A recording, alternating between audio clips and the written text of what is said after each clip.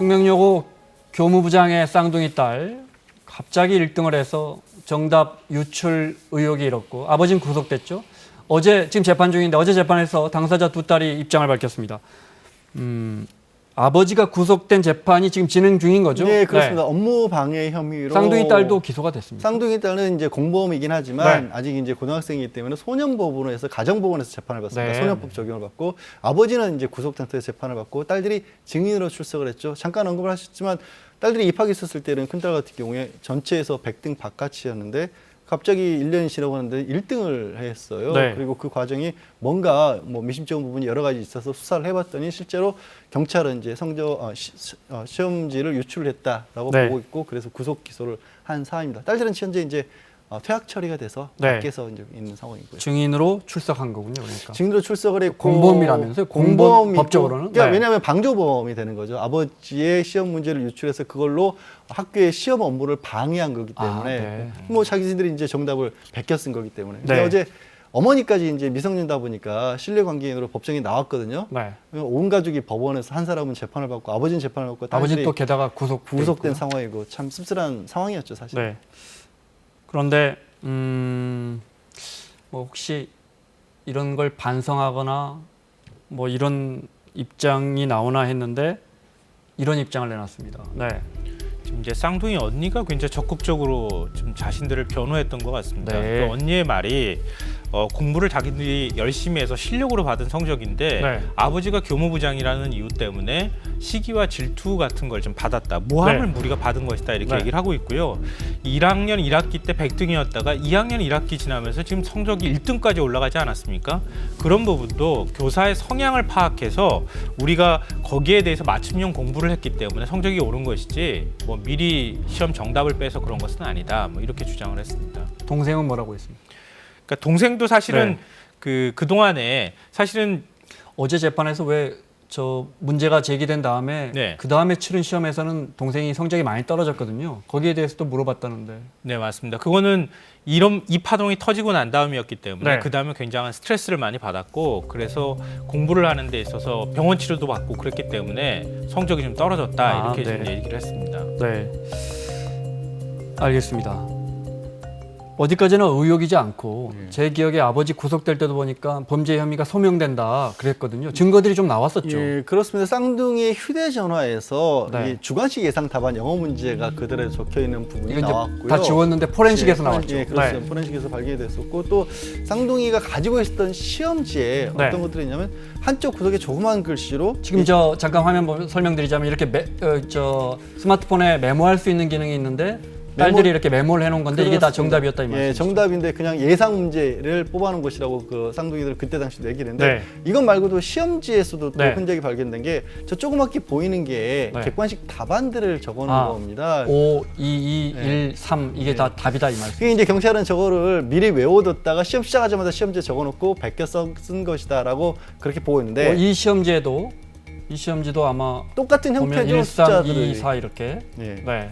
근데 이제 쌍둥이들 같은 경우에는 그게 아니라 네. 이제 시험 끝나고 나서 답을 불러주니까 채점하려고 옮겨 적은 것이다라는 네. 식으로 얘기를 했고 또 이런 것도 있었어요. 물리 같은 경우에 계산이 좀 복잡한 시험 문제인데 네. 답만 덜컥 적혀 있었다라는 거죠. 이것도 그냥 뭐 암산을 했다라는 식으로 답변을 했는데 네. 이 어제 재판 전에 이제 실제 수학 선생님도 증인으로 출석을 해서 좀 증언을 했거든요. 네. 그런 식으로 답만 암산하는 건 거의 불가능하다라고 또 증언을 하기도 했습니다. 네.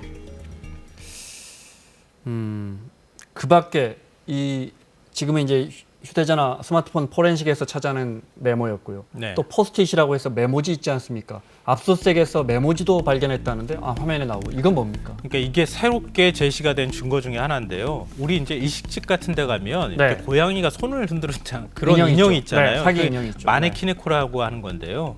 그러니까 이런 인형을 어느 장소에서 주로 뭐뭐와 같은 장소에서 볼 수 있느냐 이게 질문이었어요. 일본어 괄호를 시험. 채우는 일어 시험이었고. 예. 네. 근데 괄호 옆에 와라고 돼 있습니다. 네. 그러니까 학생들 입장에서 음식점 와 말이 안 되잖아요. 네. 그러니까 가게 와 이렇게 썼다는 건데요. 네. 그 쌍둥이 자매는 상점 앞 와 이렇게 썼다는 겁니다. 그런데 미리 경찰이 압수한 포스트잇에 공교롭게 상점 앞이라는 답이 있었고. 예, 그러니까 말이 안 되는 걸 사실은 쓴 거죠. 뒤에 와가 붙어 있으니까 그 두 교사가 쌍둥이가 둘 다 상점 앞이라고 썼습니다. 예, 둘 다 상점 앞 이렇게 썼는데 네. 교사가 당초 시험 문제 정답안을 만들어 놨을 때 네. 그때 실수로 상점 앞이라고 썼다는 겁니다. 지금 동그라미 쳐져 있는 저 상점 앞.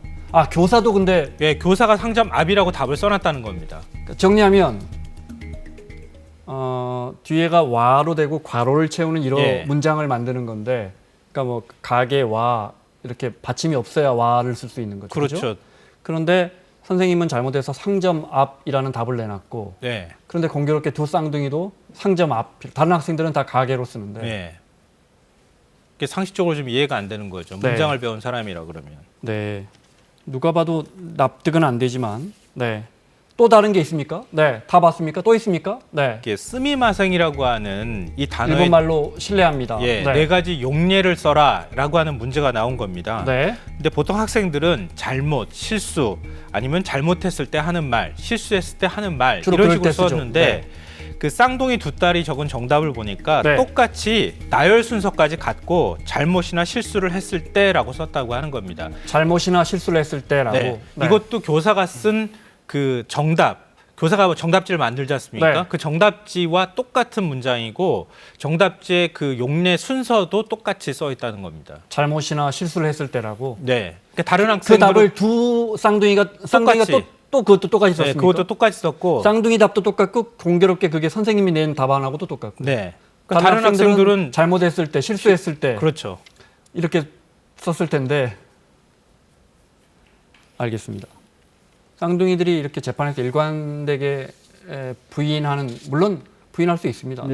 네. 뭐 부인하는 게 진실일 수도 있고요. 부인하는 이유는 뭐라고 보십니까? 일단 우리 재판에서 뭐 많이들 뭐 잘못된 얘기를 많이 해도 뭐 재판에서 얘기를 했다고 거짓말했다고 위중으로 처벌받는 사례도 그렇게 많지는 않고요. 네. 또 어쨌든 쌍둥이는 공범이기 때문에 본인들도 업무방해로 소년법에 의하더라도 지금 재판을 받고 있지 않습니까? 그런 네. 부분에 있어서 거기서 증인으로 출석해서 만약에 인정을 한다면 자기 죄도 그대로 인정하는 거거든요. 그러니까 전반적인 재판 전략을 부인하는 쪽으로 맞춰놨기 때문에 이런 식의 증언을 한 건데, 저는 뭐 아직은 진실은 모르죠. 아직 진실은 누구도 모르지만 만약에 실제로 답안을 베껴 쓴 게 맞는데, 시험지를 베껴 쓴 게 정답을 유출한 게 맞는데, 그런데도 만약에 나와서 거짓말을 한 거라면 누군가는 그걸 시켰을 거고, 네. 고등학생들이 그거를 법정에서 거짓말로 옮겼다라는 게 만약에 그런 일이 벌어졌던 거라면 정말 참 씁쓸한, 그들의 미래에 대해서 걱정이 안 될 수가 없는 상황입니다. 네. 만약에 이걸 입증해야 되잖아요. 그러니까 내가 그걸 하지 않았다는 걸 아버지가 입증할 게 아니고 경찰이 이 성적 답안지를 유출해서 그걸로 시험을 치렀다는 걸 예, 입증해야 되잖아요. 예, 그렇습니다. 증거가 부족해서 무죄가 나올 수도 있는 거죠. 지금 가장 크게 다퉈지고 있는 부분은 구체적으로 어떤 방법으로 시험지와 정답을 유출했는지가 네. 안 나왔어요. 그 부분에는 추측만 있을 뿐이죠. 당시에 시험지를 관리하는 장소에 있었다든가 뭐 열쇠가 있었다든가 이런 추측만 있을 뿐인데, 네. 그럼에도 불구하고 간접 증거들, 그러니까 시험지를 그렇게 베끼지 않고는 나오기 힘든 증거들이 워낙 많이 쏟아져 나오고 있어서 네. 그거를 다투서 무죄로 받기는 녹록치는 않은 상황으로 보입니다. 네. 역시나 판사가 영장 발부하면서 범죄가 소명되고 같은 그래서 맥락이네요. 구속을 증거인멸에 우려가 있다 해서. 거고, 사실은 이 분도 이제 학교에서 퇴임 처분 됐지 않습니까? 네. 그것도 형사 재판이 끝나기 전인데도 불구하고 이렇게까지 행정 처분할 수 있었던 근거도 그렇게 좀 물적 증거가 자료가 있었기 좀 때문이다. 많이 있었기 때문에 그렇게 가능했던 거죠. 그 시험 전날 캐비넷을 열어서 저 문제지들을 아버지가 봤다는 정황도 나왔었는데 그건 아마 다른 선생님도 지켜보고 있었고. 그렇기 때문에 네. 그걸 뭐 정확하게 뭐 촬영을 했다거나 아니면 복사를 했다거나 이런 것들까지 명확하게 나오진 않았는데, 네. 우리가 일반적인 다른 사건에서도 직접 증거라고 할 수 있는 부분들, 사건이 정확하게 어떻게 했는지 모르는 경우도 많거든요. 네. 뭐 심지어는 살인 사건의 경우 시신이 없는 경우까지도 있었지만 인정되기도 하기 때문에 그걸 정확하게 입증을 못했다고 그것만으로 무죄를 받을 수 있다는 건 어렵죠. 정리하면 지금까지 나온 이 정도의 정황이나 증거만으로도 아버지의 유죄는 입증될 것 같다 이 말씀이시죠. 가능하다고 봅니다. 네. 쌍둥이 자매가 퇴학당했잖아요. 그러면 그때 왜 전교 1등한 이런 성적들은 무죄가 되는 건가요? 왜 여쭤보냐면 워낙 학부모들이 이 쌍둥이 자매가 어느 대학을 가는지 이걸 지켜보고 있어서. 네. 그러니까 작년에 이제 그 교육청 감사 있었고요. 그다음에 경찰 수사 결과 나오고 난 다음에 11월 30일 날 학교 측이 퇴학 처분을 했습니다. 네. 그러니까 이런 걸로 퇴학 처분을 했을 경우에 지금 학생들이 시험지 유출을 통해 가지고 성적을 올렸다고 하는 그런 것들을 가지고 지금 퇴학 처분한 거 아니겠습니까? 그러니까 학생들이 1학년 1학기부터 만약에 그랬다고 하면은 그 다 영점 처리되는 거죠. 네, 인정받지 않는다. 네, 이거죠. 인정을 받을 수가 없는 거죠. 그러면 뭐 예를 들어 예컨대 지금 고졸 자격이 안 되니까 검정고시 보고 그걸로 대학을 가더라도 그 숙명여고에서 봤던 시험은 인정받지 못한다 이 말씀이시죠? 네, 인정받지 못하는데 네. 검정고시를 보게 되면 상황은 달라지는데요. 네. 검정고시는 고등학교 다니지 않은 사람도 볼 수 있는 것이니까 네. 검정고시 성적으로 내신 등급을 같이 받습니다. 그러니까 정시로 지원을 해서 학교로 네. 갈 경우에는 충분히 대학을 갈 수 있다고 볼 수 있는 거죠. 알겠습니다. 아버지가 만약에 그러니까 전 교무부장이죠. 지금은 교무부장이 아니니까 무죄 판결을 받거나 이러면 다시 그 성적들이 인정받을 수도 있습니까? 제가 너무 나간 질문을 한 겁니까? 그러니까 그렇게 될 경우 이제 구제 절차를 어떤 식으로 밟느냐의 문제가 될 겁니다. 근데 네. 뭐 원상복귀 시킬 수 있는 방법도 있겠지만 실익은 많이 떨어지겠죠. 이미 뭐 시간이 계속 진행되고 있고 당장 시험을 치러야 되는 상황이라서 네. 그런 쪽으로 가지는 않을 것 같아요. 왜냐하면 그렇게 해서 어쨌든 수능을 보건 정시를 택하든 수시는 어렵겠지만 정시를 택해서 학교를 진학을 하고 난 뒤에 다시 되돌려서 한다면 사실 네. 몇 년을 손해를 볼 수도 있는 상황이기 때문에 아마 국가에 대한 어떤 학교에 대한 책임으로서 손해배상 쪽으로 가지 않을까 싶습니다. 아, 그렇군요. 네. 정황이 많이 나왔고 또 저희가 그 메모지라든지 포렌식한 스마트폰에 여러 증거가 될 만한 납득할 만한 정황들을 많이 살펴봤지만 이게 어린 학생들이고 재판 중이라 그래서 질문을 좀 신중하게 드리고 있습니다. 그 상피자라 그럽니까? 이 문제 불거지고 나서 부모님이 있는 학교에 부모님이 선생님으로 있는 학교에 자녀들 못 다니게끔 예. 한 거. 그 제도는 지금 뭐 좀 고쳐졌습니까? 그거를 적극적으로 네. 좀 도입을 해서 뭐 수도권이라든가 주요 대학들 시도교육청을 중심으로 해서 시행을 하고 있습니다. 실제로 네. 하고 있고요. 그 국공립학교 말고 사립학교 같은 경우에도 해당 법인이 있으면 최소한 다른 학교에는 전근을 시키는 방법으로 해서 사립학교도 가능하면 이거를 좀 추진하고 있고 시행하고 있다. 네. 숙명여고 네. 같은 경우도 하고 네. 있고요. 아직도 허점이 좀 남아 있습니다. 이게 서울시교육청이 제일 먼저 시행한 제도인데요. 작년에 이 사건 때문에 작년 11월에 그 교사와 자녀가 한 학교에 있는 경우에 그런 학교를 대상으로 해서 감사를 벌였어요. 네. 그런데 보성고하고 숙문고에서 아직도 있습니까? 아직도 교사가 부모가 자녀를 가르치고 시험까지 본 사례들이 아직도 적발되고 있는 상황입니다. 네. 그건 이제 알겠습니다. 사립학교. 사립학교. 사립학교. 네. 교육부나 교육청의 사립학교에 대한 지시나 이런 것들이 여전히 잘 알겠습니다. 마무리를 해야 되는데 그래도 이것만 좀 여쭤볼게요.